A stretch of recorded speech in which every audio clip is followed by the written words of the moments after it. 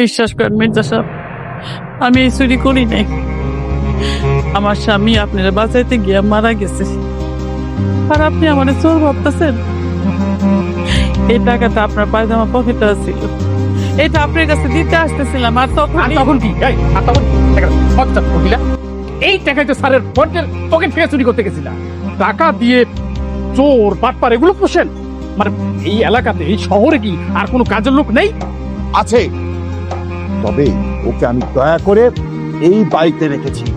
ওর জামাইয়ের কাছে আমি 3 লক্ষ টাকা পাই, সেই টাকা ও আমার বাড়িতে কাজ করে পরিশোধ করছে। একদিক দিয়ে শোধ করতেছে, আরেক দিক দিয়ে চুরি করতেছে। ম্যানেজার সাহেব, আপনি কিন্তু মিথ্যা কথা বলে আমার চোর প্রমাণ করতে চাইতেছেন। চুপ! একটা কথা বলবি না, কথা বললেই জিপটাই না তোর ছিঁড়ে ফেলামু।